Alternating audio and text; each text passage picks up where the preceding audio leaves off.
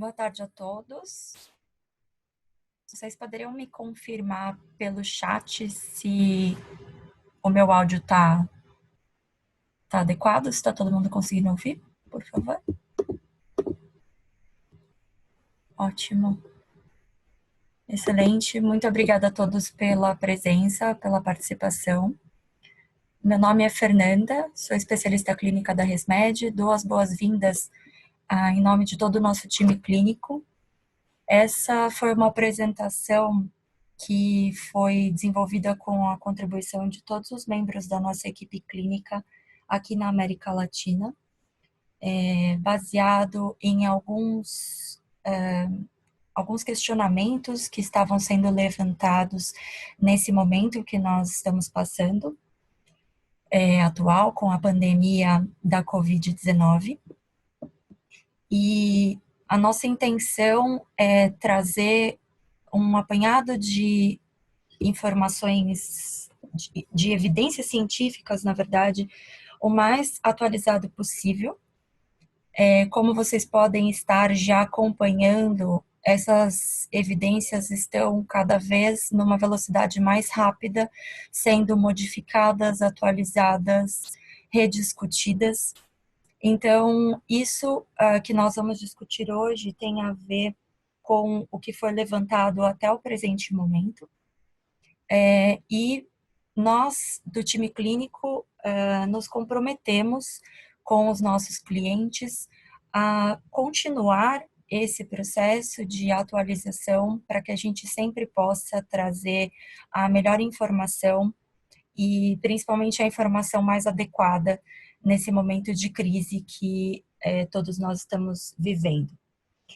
Eu gostaria de solicitar que vocês, por favor, registrem as suas perguntas no chat.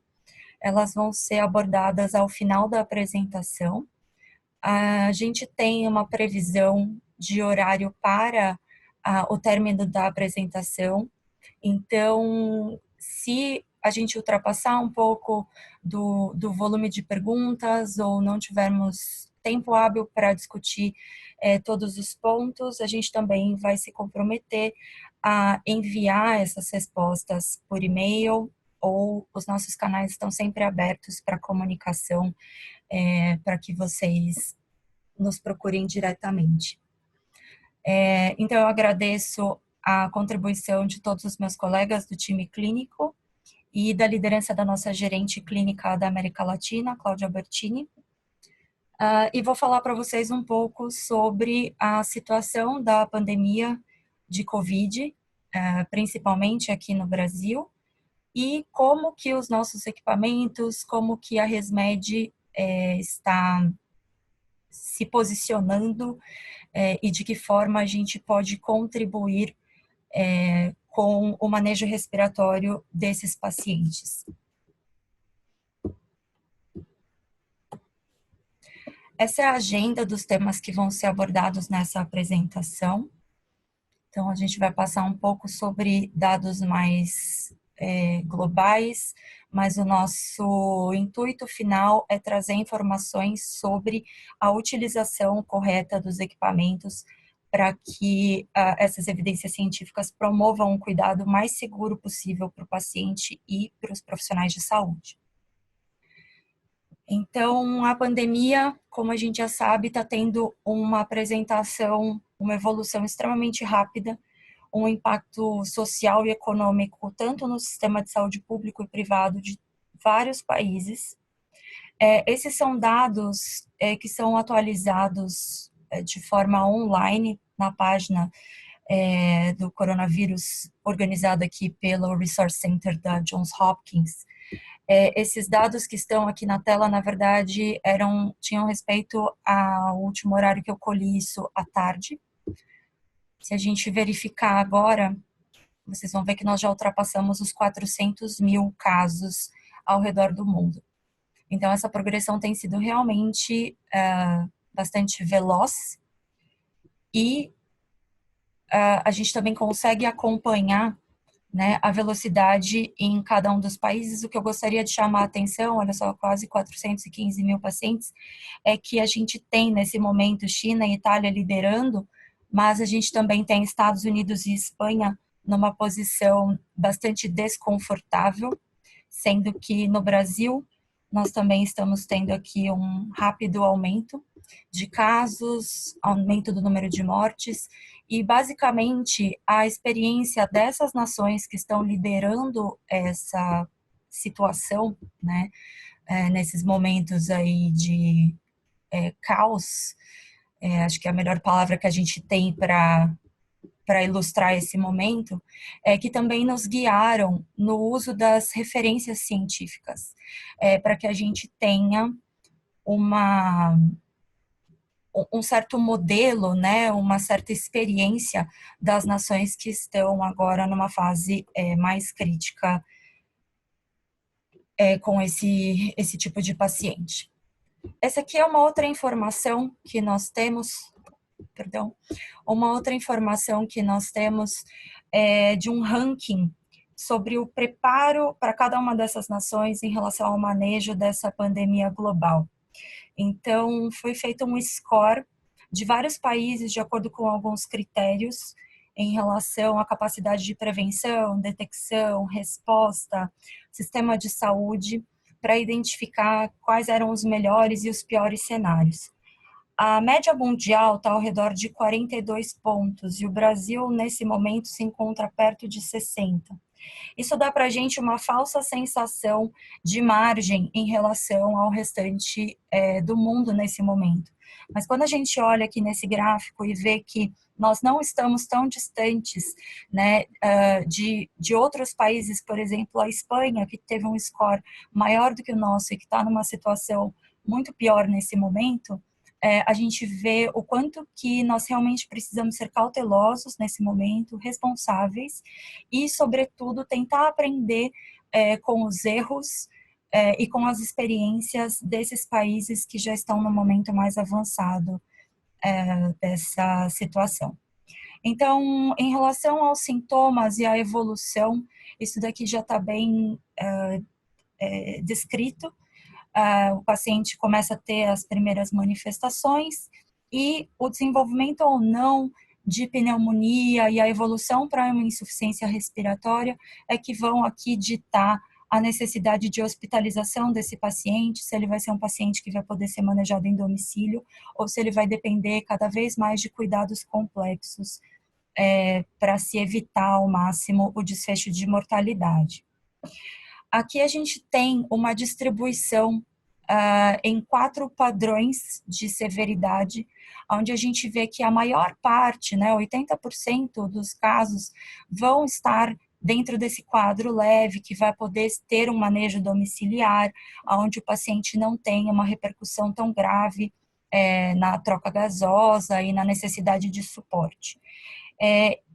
Esses 4 estadiamentos, na verdade, eles são baseados em um modelo italiano de como a Itália, nesse momento, os hospitais italianos têm realizado a triagem dos pacientes para determinar o nível de intervenção e qual a unidade onde esses pacientes seriam internados para serem monitorados ou tratados.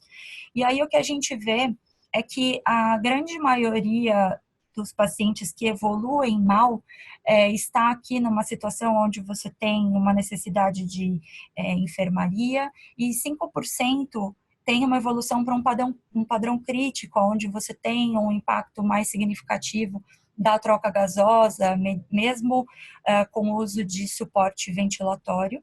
Porém, devido à proporção extremamente ampla da capacidade de contaminação e número de pessoas infectadas, esse 5% acaba tendo um valor significativo, sobretudo quando a gente considera a demanda por cuidado intensivo, porque são pacientes que vão precisar de leitos de UTI, e a nossa carência, assim como de outros países, como a gente está vendo, é um dos grandes desafios a serem superados nesse momento. Qual é o portfólio atual de ventilação da ResMed? Então, vocês sabem, a ResMed trabalha com equipamentos geradores de fluxo. A gente tem categorias diferentes de acordo com a capacidade de cada equipamento. em oferecer níveis de pressões diferentes e modalidades de terapia diferentes. Então, em biníveis, a gente tem o Aircurve STA, que é um equipamento de menor complexidade, ele possui alarmes, porém ele tem um nível pressórico terapêutico de até 30 centímetros de água e uma suplementação de até 15 litros por minuto. Não está indicado para uso invasivo. Se você tem um paciente com necessidade não invasiva, mais robusta, com maior pressurização, a um nível maior de dependência, ou até de ventilação invasiva, a gente tem o Stellar, que pode suplementar até 30 litros de oxigênio, atinge 40 centímetros de pressão, porém ainda é um equipamento que faz a ventilação com um único tipo de circuito, que é o circuito simples, a fuga, né, com porto expiratório. E daí no nosso portfólio atual, de ventilação a suporte à vida, nós temos os equipamentos Astral, que vem em 2 modelos. A gente tem a opção do Astral 100, onde você vai trabalhar com circuitos de ramo único, ou com porto expiratório, ou com válvula expiratória, e o Astral 150, que permite a ventilação com ramo duplo e também possui como item de fábrica uma célula de oxigênio para fazer a leitura da FiO2. Esses 2 equipamentos dão suporte de oxigênio com suplementação até 30 litros por minuto e também ventilam a partir de 5 quilos, envolvendo uma faixa pediátrica com pacientes de menor idade. A gente não trabalha mais na fabricação de equipamentos VS3, porém a gente tem uma base instalada já há muitos anos aqui no Brasil, e é importante que vocês saibam de algumas características desse equipamento para entender como ele pode ou não se encaixar nesse cenário. Então, o VS3 também é um equipamento de suporte à vida que faz ventilação tanto invasiva quanto não invasiva. Ele permite a adaptação de ramo duplo, porém, diferente do Astral 150, a célula de FO2 dele é um item acessório e a suplementação de oxigênio dele é de até 15 litros por minuto. Como que a ResMed se posiciona e posiciona os equipamentos nesse cenário, né, e de que forma que os nossos equipamentos podem beneficiar os pacientes, principalmente nesse cenário onde a gente vê uma escassez de equipamentos de ventilação. Os nossos equipamentos, eles não são equipamentos para atender uma situação de alta complexidade clínica, tá? Não são equipamentos pesados, como a gente chama, os equipamentos pneumáticos de terapia intensiva, que vão atender, por exemplo, ao paciente na fase mais crítica da síndrome do desconforto respiratório agudo, ou outros tipos de situações similares, né? A gente vai ter uma utilização a partir do estado crítico, principalmente nas fases subagudas, obviamente que com algumas limitações que podem ou não atender a alguns pacientes nesse tipo de condição. Então, para vocês entenderem um pouquinho melhor, quando é que um equipamento, um ventilador ResMed pode auxiliar nesse cenário? Quando é que eu vou poder me beneficiar disso? Se eu não tiver um ventilador de terapia intensiva e a minha necessidade de FiO2 não for prioritária ao nível de 100%, então, por exemplo, no Astral 150 eu consigo atender com ramo duplo, com uma pressurização de até 50 centímetros de água, em ramo duplo com uma FiO2 próxima de 90%, e às vezes fazer uma ponte para que esse paciente consiga aguardar a transferência para um ventilador mais de alta complexidade, né? Ou quando eu estou iniciando uma ventilação precoce, então antes do paciente evoluir para aquele estado mais crítico, justamente para eu conseguir fazer uma ponte entre a liberação de um outro equipamento, eu posso ter esse equipamento ali, né? Essa tecnologia me auxiliando. Eu posso também utilizar a VNI na pré-oxigenação da intubação de algumas classes de pacientes. A gente vai falar um pouquinho melhor disso. Então, tem alguns cenários onde a VNI aparece como elemento para pré-oxigenar a intubação de pacientes que já tenham alguma condição prévia. E também posso utilizar esses equipamentos na fase subaguda, seja durante o uso invasivo ou mesmo na VNI, como desmame, porque a gente não prevê que essa situação vai durar por pouco tempo, né? Então, a gente sabe que esses pacientes ficam em ventilação por períodos prolongados e a gente tem aí uma expectativa ainda de que essa epidemia tenha uma duração prolongada. Quais são as recomendações que estão descritas na literatura para o manejo respiratório desses pacientes? A principal causa de internação na UTI é a necessidade de suporte ventilatório. Então, esses pacientes têm uma prevalência de quase 20% de insuficiência respiratória do tipo hipoxêmica ou tipo 1, e 2/3, em média, evoluem com a síndrome do desconforto respiratório agudo. Então, as recomendações são de que a ventilação mecânica seja instituída de forma precoce nesses pacientes que tenham uma insuficiência respiratória persistente. E aí a gente vê pela imagem, né, do infiltrado bilateral difuso, a maneira como a troca gasosa desse paciente, de fato, é impactada na pneumonia por Covid-19.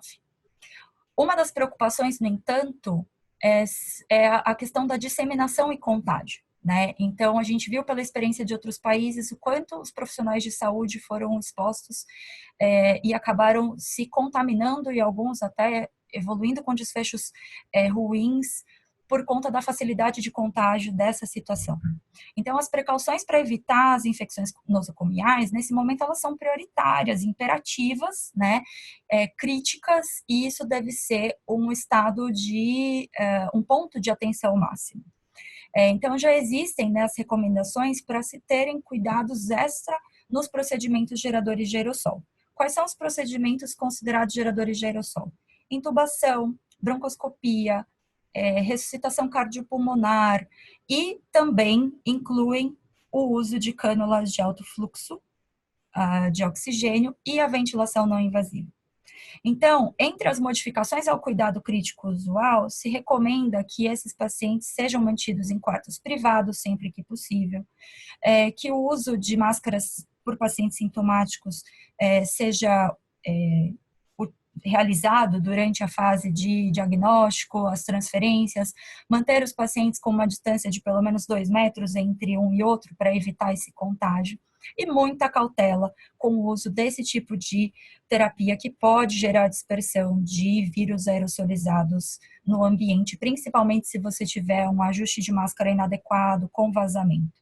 Né? Todos os clínicos, os profissionais de saúde envolvidos em procedimentos que gerem aerossóis devem utilizar as precauções adicionais, incluindo as máscaras N95, então já está bem descrito isso também, luvas, o avental, touca, o face shield, né, que é aquele escudo de proteção facial ou óculos, e a máscara N95 para esse tipo de procedimento. Qual foi o cenário na China, no entanto? Né? Em Wuhan, eles viram que uma das causas para o atraso da ventilação invasiva foi falta de equipamento, falta de ventilador. Também citaram medo de contaminação durante a intubação, uma falta de clareza quanto à necessidade de intubação, mas eu acho que é indiscutível no cenário que a gente vê atual que a falta de ventiladores é um ponto muito crítico. E obviamente que isso acaba guiando, de certa forma, muito as condutas. Então, em Wuhan, até 13% dos pacientes com Covid receberam VNI e 12% necessitaram de ventilação invasiva. E entre os pacientes críticos, mais da metade recebeu ventilação invasiva, 63% recebeu alto fluxo e mais de 40% utilizou VNI. Então, o que se vê é que nas situações de acesso limitado à ventilação invasiva, né, ou mesmo nessa fase prévia à instalação de uma insuficiência respiratória grave, pode haver sim um papel para a cânula de alto fluxo de oxigênio ou para a VNI, principalmente nesse cenário de escassez de recursos. Então, aqui são algumas imagens da experiência asiática nos hospitais chineses e tailandeses com os equipamentos da ResMed, onde a VNI foi amplamente utilizada. E aí o que a gente pode falar é sobre quais são as recomendações atuais de primeira linha e quais são as alternativas. Então, em primeira linha, ou seja, como principal opção, a gente vai priorizar a ventilação invasiva. Né? O que a OMS recomenda é que, uma vez que o paciente inicia a ventilação, ele seja mantido no mesmo tipo de quarto. Então, não haja transferências de pacientes. A intubação precoce deve ser feita por um profissional experiente, com todas as precauções citadas, todas as medidas para evitar a dispersão de gotículas. Então, tem toda uma descrição sobre uso de sequência rápida de intubação, até bloqueio neuromuscular e uma série de outras evidências. E, uma vez o paciente em ventilação invasiva, se utilizar o filtro trocador de calor e umidade com troca regular, o filtro antibacteriano no ramo expiratório do ventilador mecânico e circuito fechado para aspiração, interrompendo ao mínimo a ventilação ou gerando abertura de circuito. No entanto, a gente precisa considerar que existe o cenário ideal e existe o cenário real. Então, no cenário ideal, nós teríamos equipamentos para ventilar todos os pacientes de forma invasiva. O que se tem de alternativa quando você não tem um cenário ideal? Então, as técnicas que usam alto fluxo, sim, elas aumentam o risco de dispersão de vírus em aerossóis no ambiente, principalmente no caso da VNI, com uma interface mal adaptada. Então, várias sociedades, né, se posicionam recomendando que a VNI seja evitada, pelo menos nessa fase inicial de controle da doença, enquanto a gente ainda não tem evidências suficientes do risco-benefício, né, principalmente em relação ao risco de contaminação da equipe multiprofissional. A Organização Mundial de Saúde recomenda, no entanto, que a VNI deveria ser reservada para pacientes selecionados.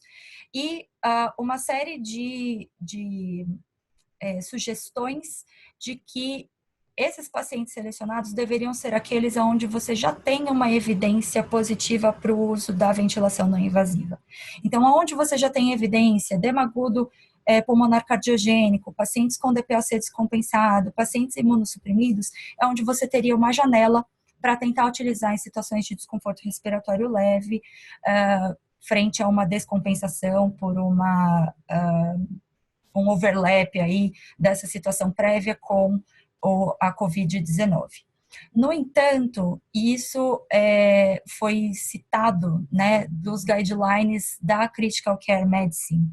Quando as reservas se tornam escassas, a oferta de ventilação invasiva pode ser insuficiente e até uma moderada chance de sucesso com o VNI pode justificar o uso. E isso ilustra bastante a fala do professor Stefano Nava, que descreve a situação na Itália. Então, ele diz que muitas coisas já passaram do nível de evidência científica e já estão baseadas no uso empírico, no que se tem no momento atual, e que justificam ali, naquele momento, pelo menos para aquele serviço, para aquele país, a forma como estão sendo conduzidas. A grande maioria das sociedades, incluindo o Ministério da Saúde e a OMS, recomendam que a VNI seja utilizada como um teste de resposta. Tá? Esse período pode variar nas descrições de 30 minutos a 2 horas, com uma monitorização adequada do paciente para identificar uma possível deterioração, de forma que você não retarde a necessidade de intubação. Em Wuhan, na China, a média de tempo de uso de VNI ou cânula de alto fluxo até o momento da intubação foi de 6 dias, tá? Então, isso realmente ilustra como, na situação onde você não tem recurso, essas medidas podem ultrapassar as recomendações. A VNI, ela é citada, né, em algumas guias como uma forma de pré-oxigenação à intubação orotraqueal, como foi mencionado. E os guidelines da Critical Care Medicine também recomendam um fluxo para o manejo respiratório desse paciente. Então, uma vez que o paciente apresenta hipoxemia, se ele ainda não tiver indicação para intubação, você tenta primeiro a suplementação de oxigênio. Se ele não tolerar, você evolui para o uso da cânula de alto fluxo. E se ele não tolerar o alto fluxo não estiver disponível, e você também não tiver ali uma indicação ou um recurso para a intubação, você pode considerar, então, essa triagem em ventilação não invasiva, claro, evitando um delay de intubação. Uma informação aqui importante de chamar atenção é que todas as vezes que se sugere o uso da ventilação não invasiva, se recomenda as precauções de controle de infecção apropriadas, justamente porque existe um risco maior de disseminação e contágio. Tá? Então, considerando esse cenário alternativo de ventilação não invasiva, quais seriam as melhores práticas se você tiver que fazer? Né? Se você chegar ao ponto de não poder seguir com estratégias de primeira linha. Então, idealmente, a VNI seria aplicada num leito de pressão negativa. A gente sabe que isso também seria uma situação ideal. Portanto, se prioriza ao máximo que o sistema esteja fechado para evitar a disseminação de gotículas. Isso indica ventilador de ramo duplo, máscara não ventilada, incluir filtros antibacterianos e, obviamente, a equipe com precaução para aerossóis. Tá? Então, aqui, por exemplo, num equipamento de ramo duplo, você colocaria o filtro antibacteriano nas saídas, tanto inspiratória quanto expiratória do circuito. Isso aqui é uma informação que varia de guia para guia, tá? Então, vamos considerar que o cenário ideal seria onde você tem filtros para colocar nos dois ramos. Se você tiver uma escassez de material, que é o que a gente também pode começar a observar, lembrem-se que a prioridade será sempre o ramo expiratório. Esse é o mais crítico, né? Então, no ramo inspiratório se trata de uma precaução, no ramo expiratório se trata de uma necessidade. A máscara a ser utilizada deve ser uma máscara não ventilada, que é uma máscara que não tem orifícios, e incluindo um filtro trocador de calor e umidade, basicamente pela sua capacidade de filtragem também, sobretudo para possíveis desconexões ou necessidade de algum tipo de desconexão, onde o paciente vai continuar ventilando, porém com uma barreira antimicrobiana e antiviral próxima à máscara. É super importante vigiar a adequação à interface e evitar vazamentos, porque isso pode gerar maior dispersão de gotículas, e algumas sociedades recomendam utilizar o helmet se disponível. Mas é importante ressaltar que eles falam se disponível. Não tem sociedades que contraindicam você sair por aí comprando helmet. Se você tem, você utiliza porque é uma interface que permite a filtragem do ar expirado. Essa daqui é uma referência de um grupo espanhol, onde eles lançaram um fluxo de manejo dos pacientes com necessidade de suporte ventilatório, focando principalmente, e isso é o que chama a atenção, né, de como o cenário no país pode ditar como as coisas estão sendo recomendadas e qual tipo de preocupação que você pode começar a ter ou não. Mas citando principalmente a possibilidade de você não ter condição de tratar os pacientes em modo invasivo. Então, se o seu paciente tiver lá sinais de insuficiência respiratória e não tiver sinais de acidose, hipercapnia, ele pode ser candidato a cânula de alto fluxo. Porém, se ele já tiver com retenção de CO2, aí recomenda-se o uso da VNI. Isso já prévio à transferência para a UTI. Então, vejam como aqui é interessante que eles consideram que você já não vai ter uma entrada direta desse paciente para o suporte máximo e a unidade com maior cuidados mais intensivos, né? E aí, uma vez que esse paciente vai para a UTI, aí sim vai ser manejada a ventilação invasiva, etc. Porém, se você não tem ainda essa condição de fazer um ingresso na unidade de terapia intensiva, então você vai ter que manter esse paciente, você não tem muita alternativa aqui nesse caso, né? Você manteria esses pacientes em suporte não invasivo, tá? Uma das recomendações que eles falam, inclusive, é você poder rodiziar entre o alto fluxo e sistemas de pressão com CPAP, binível, pressão de suporte.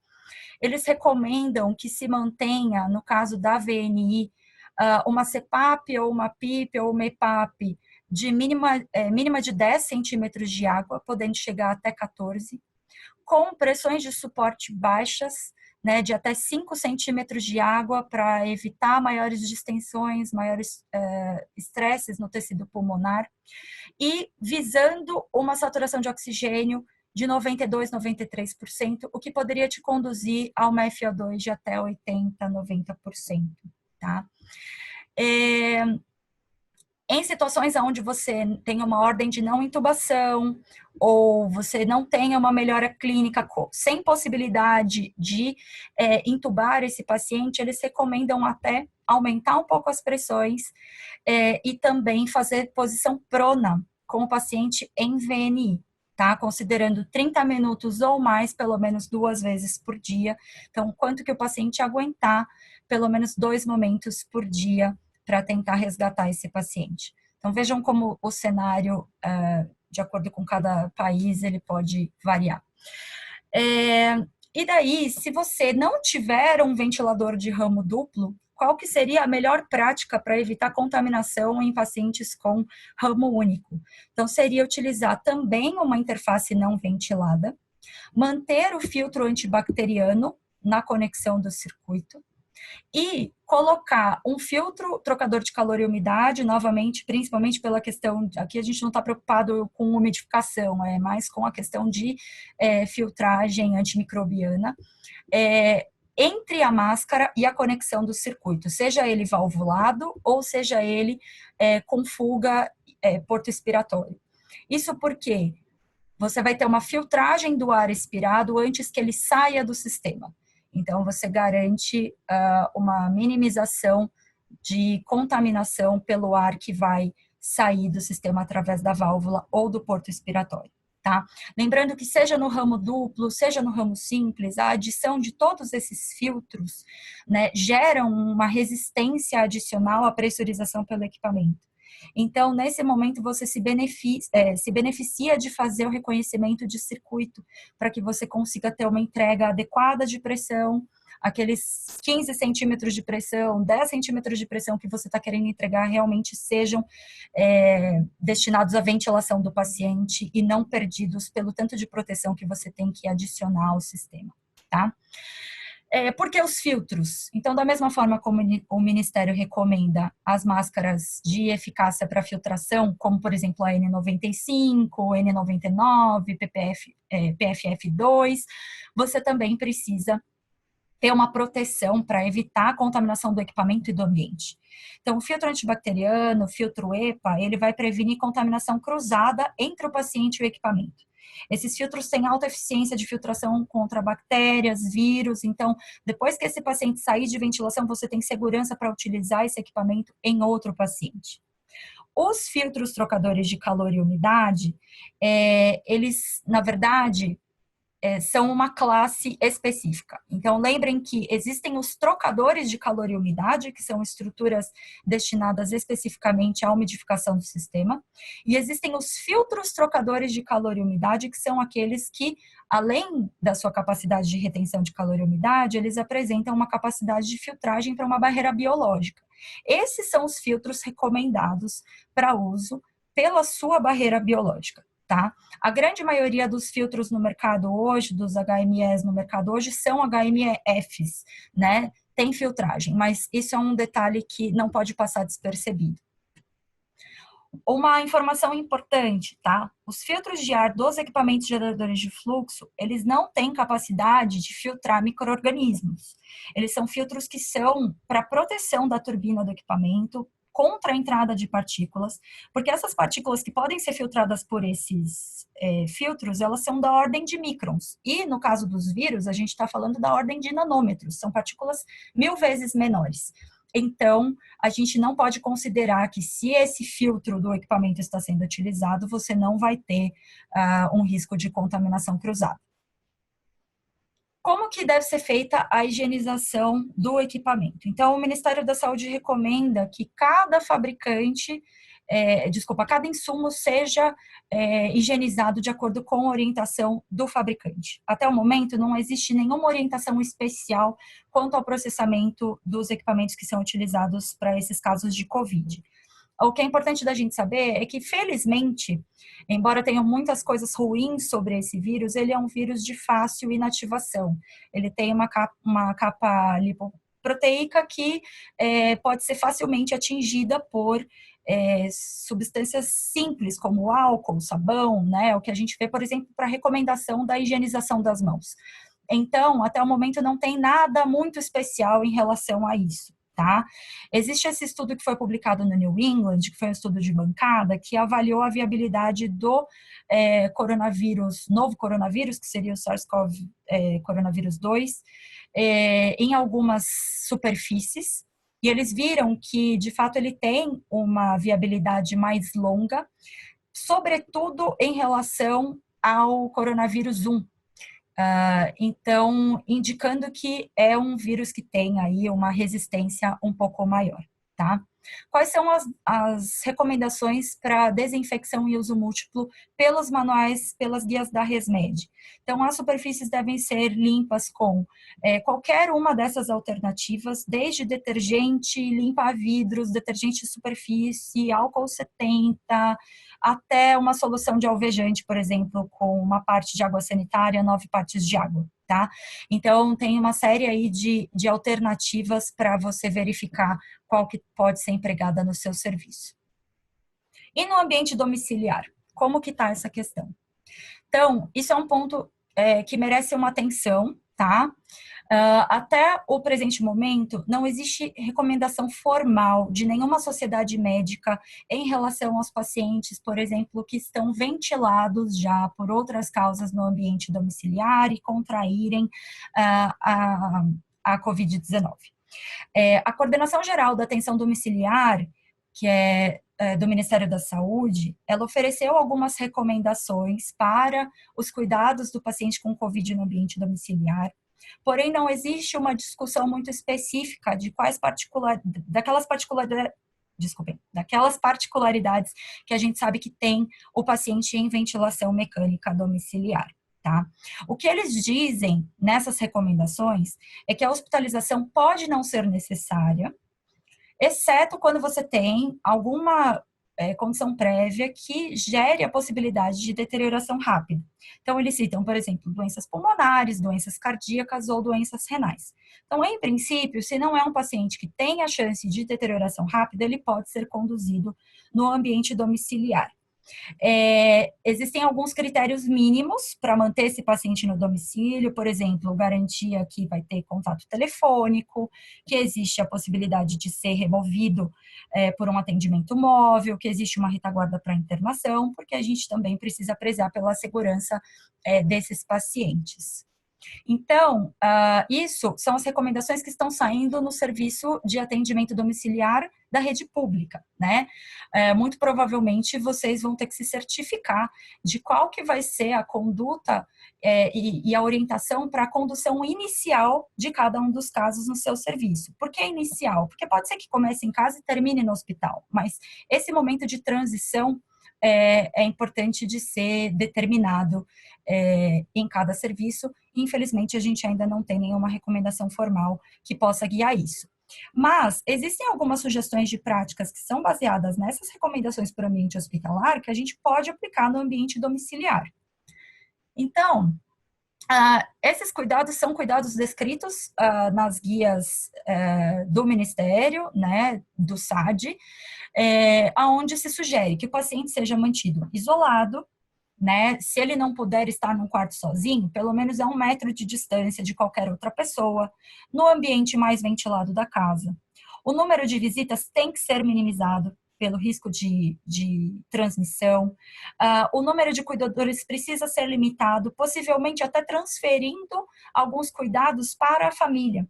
Então, tem serviços que estão orientando os familiares a como fazer os procedimentos de aspiração e outras coisas para minimizar o número de cuidadores nesse processo. As precauções de contato de gotículas que a gente vê, então, qualquer pessoa que seja exposta a esses níveis, né, precisa estar devidamente preparada. Eles recomendam até que, às vezes, o profissional tenha o seu EPI por casa, né, então, para evitar essa circulação, ele tem ali o avental que ele vai usar na casa com aquele paciente e etc. E, obviamente, os cuidados de higienização com os materiais que são expostos ao paciente, que podem ser um receptáculo de transmissão. Proteção do equipamento é a mesma coisa que a gente falou sobre os outros equipamentos. Então, se no hospital a gente inclui um filtro antibacteriano, seria recomendado também incluir um filtro antibacteriano no local de conexão do circuito, tá? Especificamente sobre o nosso portfólio, se o seu paciente está em Astral ou Stellar, você tem a função de reconhecimento de circuito para identificar essa resistência adicional ao filtro. Se for um paciente que esteja em AirCurve STA, no menu clínico você tem, na parte de acessórios, uma opção filtro AB, que é o filtro antibacteriano, para você ativar como sim, indicando que existe ali uma resistência adicional que ele vai compensar. Em relação à suplementação de oxigênio, é importante deixar claro que a pneumonia por coronavírus, ela vai gerar uma insuficiência respiratória do tipo hipoxêmica. Então, você tem um acometimento de parênquima pulmonar, né? Isso gera um impacto sobre a troca gasosa do paciente. Então, qualquer paciente, independente da comorbidade pré-existente, ele vai depender de suplementação de oxigênio para conseguir atingir a troca gasosa mínima. Por que, né, recordamos isso? Porque tem pacientes em domicílio, às vezes, que, por exemplo, neuromusculares ou hipercapnicos de base, onde normalmente as pessoas evitam ao máximo administrar oxigênio. Porém, essa é uma condição diferente, onde não se trata mais somente da característica pré-existente do paciente, mas da situação atual. A suplementação de oxigênio, nos equipamentos Astra ou Stellar, ela pode ser feita na parte posterior, então você tem um conector que permite a entrada de um fluxo de até 30 litros por minuto, tá? É importante que esse gás seja administrado na forma seca, sem nenhuma umidificação, porque esse gás vai entrar dentro do motor do equipamento e aí você pode gerar uma deterioração se você adiciona ali uma umidificação nessa entrada, tá? E no caso dos equipamentos AirCurve STA, a gente precisa fazer essa suplementação adicionando um conector no circuito, tá? Então, existem conectores para você colocar a linha de oxigênio, ele permite até 15 litros de oxigênio de fluxo de entrada, e daí o racional seria o mesmo, né? Colocar um filtro antibacteriano na saída, adicionar esse conector para a entrada de oxigênio, o circuito, o filtro HME e depois a máscara do paciente. Para minimizar a dispersão de gotículas quando o paciente está em ventilação invasiva. Então, da mesma forma como no hospital, utilizar um sistema de aspiração fechado vai minimizar a exposição daquele cuidador, daquele familiar, durante o procedimento de aspiração. Então, você consegue fazer isso sem desconexão da ventilação e garantir a higiene brônquica do paciente. Você também poderia, né, como uma estratégia adicional, substituir a umidificação ativa por um filtro HME, porque na umidificação ativa você não tem a capacidade de filtragem, né, que você teria num filtro dessa categoria. Lembrando que o sistema deve ter filtro, então filtro HME e não somente HME, trocador de calor e umidade. Se o seu paciente tiver em VNI, como eu posso evitar a dispersão de gotículas? Então, substituindo a máscara nasal por uma oronasal não ventilada, então pacientes em máscara nasal vão ter abertura de boca e vão poder dispersar gotículas de qualquer maneira. Então, a gente precisa isolar esse paciente com uma máscara oronasal e não adianta ser a oronasal que ele já utiliza, tem que ser uma não ventilada, porque nas máscaras tradicionais a gente tem um porto expiratório, onde você tem uma saída de ventilação já por onde você vai ter a eliminação da expiração do paciente, né? Então, isso aqui precisa ser eliminado, assim como também tomar cuidado para a questão do vazamento acidental, né? Então, minimizar qualquer tipo de escape da máscara do paciente. Aqui, a mesma coisa que a gente falou, né? Então, se for um ventilador de ramo duplo, a gente já falou sobre as recomendações. Se for um ramo simples, independente se ele tem válvula ou porto expiratório, garanta o uso de um filtro antes do porto expiratório antes da saída do ar do paciente do sistema e também um filtro antibacteriano para proteger o equipamento. Tá? Esse aqui é um exemplo de máscara não ventilada, então existe uma comunicação universal e essas máscaras em geral possuem um cotovelo azul, vejam que ela é sem orifícios de ventilação, tá? Então você vai conseguir ter uma ventilação isolada, sem saída do ar expirado do paciente para o ambiente. Em todos os nossos equipamentos você tem a possibilidade de ajustar o tipo de máscara que está sendo utilizado. Então, no caso do equipamento Astral 100 e 150, quando você seleciona as opções de máscara, existe uma opção como válvula de fuga, que é para uso com máscaras não ventiladas. Essa deve ser a opção utilizada, tá? No Stellar, a gente deve selecionar a opção tráqueo, que seria para que você tenha um vazamento similar ao do porto expiratório. E no caso do Air Curve, a gente trocaria de máscara facial para máscara almofadas, tá? Do tipo almofadas, porque o orifício do porto expiratório vai ser menor e mais compatível com o de uma máscara do tipo almofadas, tá? Situações especiais. Meu paciente faz uso de válvula de fonação, né? O ideal seria suspender o uso para poder reinsuflar esse cuff e evitar a disseminação de gotículas para o ambiente. É claro que tudo isso vai ser discutido em equipe, mas isso seria o ideal. Agora, se o paciente tem uma traqueostomia sem cuff, infelizmente não existem recomendações, né? Então, isso teria que ser discutido caso a caso. E em hospitais, se recomenda não interromper a VNI para alimentação, priorizando a dieta enteral. Então, isso é uma outra prática que poderia também ser transmitida para o ambiente domiciliar, tá? Lembrando que o COFITO autorizou, né, o uso de telemonitoramento, as teleconsultas, a teleconsultoria aos profissionais fisioterapeutas. Então, esse é um momento de a gente se aproveitar ao máximo dos benefícios do telemonitoramento, principalmente para evitar as visitas desnecessárias. Não quer dizer que a gente não vai à casa do paciente, mas a gente já tem dados nacionais mostrando que é possível diminuir o número de visitas desnecessárias para identificar qual é o problema do alarme, para identificar se é uma situação que realmente precisa de uma intervenção presencial ou não. Então, nesse momento, mais do que nunca, o telemonitoramento pode ser um aliado para auxiliá-los nessas identificações e expor ao mínimo, né, o profissional de saúde a esse cenário, tá? Se vocês tiverem dúvidas, esse é o e-mail que a gente recomenda que vocês encaminhem, latamclinical@resmed.com. A gente tem todas as referências que foram utilizadas para esse compilado de informações desse webinar. E aí, se vocês precisarem de acesso, né, a qualquer uma delas, a gente também pode orientá-los melhor.